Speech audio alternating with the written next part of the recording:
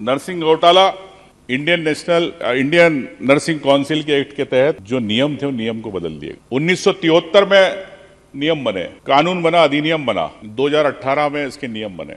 2020-21 में सबसे ज्यादा कॉलेज की परमिशन दी गई 219 कॉलेज। अचानक ऐसी क्या बाढ़ आ गई कि 2019-20 तक 488 कॉलेज थे, वो सीधे 670 कॉलेज हो गए।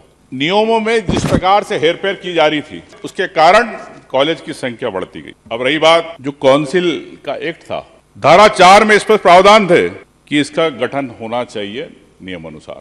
गठन हुआ, लेकिन क्या इलेक्टेड जो लोग थे वो लोग इस कमेटी में, काउंसिल में रहे? क्यों 4 अधिकारी चला रहे थे, क्यों मंत्री चला रहा था? आपको बताना चाहता हूं अध्यक्ष जी आपके माध्यम से, इसलिए एक्ट में क्लियर लिखा था कि 2 sister tutor of school nursing of Madhya Pradesh nominated by state government of rotation, 1 nurse elected by the Madhya Pradesh branch of Trained Nurse Association of amongst the registered nurse residing in Madhya Pradesh, 3 nurse elected by registered nurses other than those who are member of the Madhya Pradesh board of Trained Nurse Association from amongst themselves of whom 1 shall be male nurse, 1 midwife elected registered होना चाहिए, short में कहता हूँ, 1 auxiliary nurse midwife elected by registered होना चाहिए, 1 health visitor elected होना चाहिए, 1 member elected by red cross society होना चाहिए। अध्यक्ष जी आपकी जानकारी के लिए इसमें धारा 6 के अंदर स्पष्ट लिखा है, एन इलेक्शन अंडर क्लॉज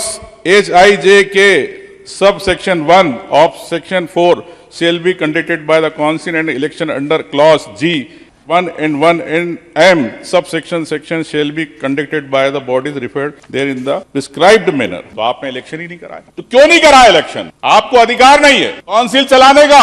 आप चाहते थे कि हमारे हाथ में रहे। माननीय अध्यक्ष महोदय, काउंसिल का कंट्रोल अवैध रूप से लिया गया। कैसे लिया गया? इस अधिनियम की धारा 31 में स्पष्ट लिखा है, जब सरकार को यह प्रतीत होता है कि नर्सिंग काउंसिल अपने दायित्व को पूर्ण करने में विफल रही है, काउंसिल ने अपनी शक्तियों का दुरुपयोग किया है, उसी समय उन्हीं परिस्थितियों में काउंसिल को विघटित कर राज्य शासन सभी नियंत्रण अपने हाथ में ले सकता। काउंसिल बनी नहीं, बनी तो चुनिंदा अधिकारियों की, इलेक्टेड लोग नहीं रहे, घोटाला हुआ नहीं काउंसिल में, फिर कैसे सरकार ने टेक ओवर कर ली पावर? ये सबसे बड़ा महत्वपूर्ण प्रश्न है कि जिस धारा 31 के अंदर सरकार उसी स्थितियों में कर सकती थी जब काउंसिल में कोई घोटाला हो। तो हमारे तत्कालीन मंत्री विश्वास सारंग, इन्हीं के आदेश है, इन्होंने किस प्रकार से टेक ओवर किए। ये मैं आपसे कहना चाहता हूं कि ये एक सुनियोजित तरह से किस प्रकार से अधिकारों को आपने लिए अपने हाथ में, उस काउंसिल को बनने नहीं दिया। और जो काउंसिल का बजट था 200-300 करोड़ रुपए जो आया है,